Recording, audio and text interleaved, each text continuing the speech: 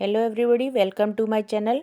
आज हम इग्नू की एक बुक BPCC 109 डेवलपमेंटल साइकोलॉजी में से एक क्वेश्चन करेंगे जो कि 2022 दिसंबर में पूछा गया है। Question number 5, explain and evaluate Gilligan's theory of care based molarity.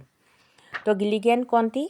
गिलिगेन Kohlberg की असिस्ट कर रही थी उनकी एक रिसर्च में। Okay, she criticised Kohlberg theory as according to her, Kohlberg's theory is endocentric and does not use the female lens at all.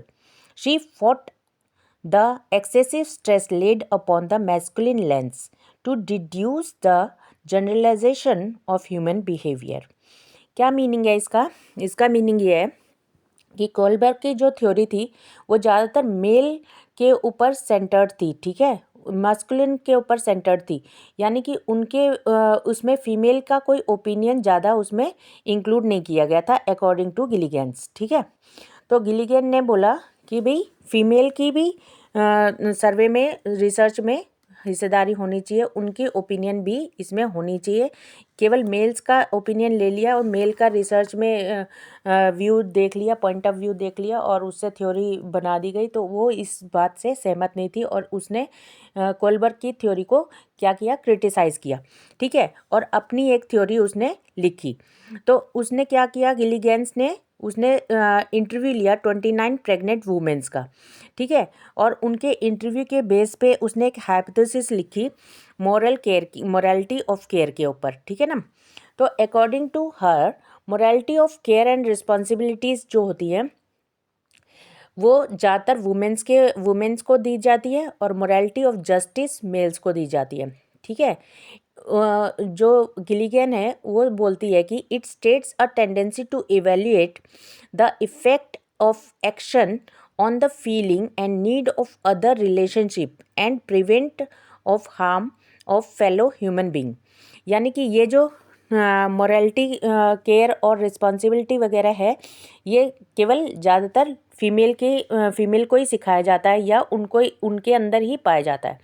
ठीक है, और मोरालिटी ऑफ जस्टिस में वो बोलती हैं कि tendency to evaluate whether society rule have been broken और compromised, thereby evaluating the appropriate of punishment. ठीक है, तो यानी कि मोरालिटी ऑफ जस्टिस में क्या समझ में आता है कि इसमें बोला जाता है कि ज़्यादातर कि सोसाइटी में कोई रूल्स जो ब्रेक नहीं कर रहा है वो देखा जाएगा, अगर रूल्स ब्रेक कर रहा है तो उसको पनिश किया जाएगा।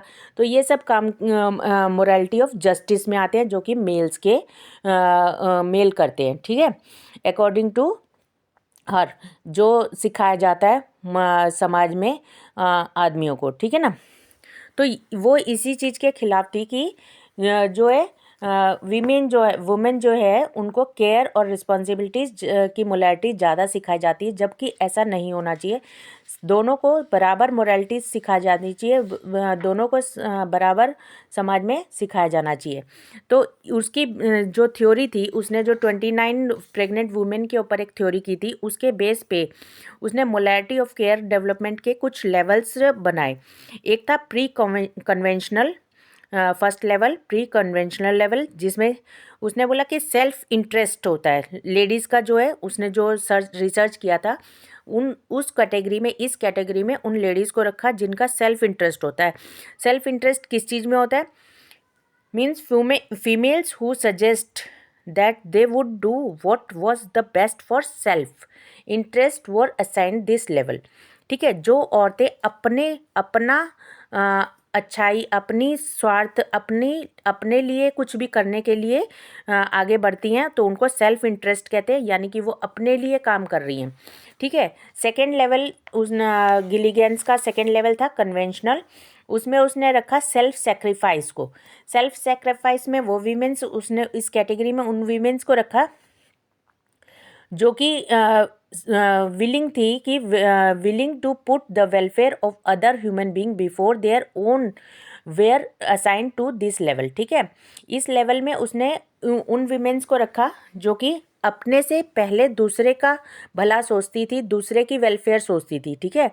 पोस्ट कन्वेंशनल थर्ड लेवल जो था उसमें नॉन वायलेंस वाली कैटेगरी को रखा, यानी इसमें वो फीमेल्स आती हैं जो कि किसी को हर्ट नहीं करना चाहती या किसी को हर्ट होते हुए देखना नहीं चाहती, या मतलब females who emphasize the importance of not hurting others people were put in this stage। और इस स्टेज में उसने इन वुमेन्स को रखा और इस बेस पे उसने थ्योरी जो निकाली है, उस थ्योरी जो हाइपोथेसिस उसने क्रिएट किया था कि मोरालिटी ऑफ केयर, तो इस थ्योरी में उसने बताया कि मोरालिटी ऑफ केयर रिस्पॉन्सिबिलिटीज ज़्यादातर वुमेन को दी जाती है और मोरालिटी ऑफ जस्टिस ज़्यादातर मेंस को दी जाती है। तो ये इसने रिसर्च की थी और उसकी रिसर्च के बिहाफ पे उसने 3 लेवल्स जो है हमें दिए थे। क्या थे? Pre conventional, conventional, post conventional. तो ये सब तुम्हें लिखना पड़ेगा। अब इसमें थोड़ा सा क्रिटिकल लेंस भी लिखना है। क्रिटिकल लेंस में क्या था कि ठीक है, फेमिनिस्ट लेंस की वजह से इसको बहुत अप्रिशिएट किया गया, बहुत लोगों ने इसको मेल्स ने भी फीमेल्स ने भी वर्ल्ड वाइड इसको एक्सेप्ट किया और प्रमोट किया कि हाँ भाई ठीक है, फीमेल्स का भी ये एक मोरालिटी जो है इसमें इंक्लूड करना चाहिए, जो कोलबर्ग ने ज़्यादातर मेल्स को टारगेट करके थ्योरी बनाई थी, ठीक है। तो लेकिन कई लोग इसके खिलाफ भी थे। उन्होंने बोला कि ये जो टॉपिक इन्होंने लिया है वो जेंडर बेस्ड में आना चाहिए, इसके अंदर हम इसको नहीं रख सकते, मोरालिटी के अंदर हम इसको नहीं रख सकते, ठीक है।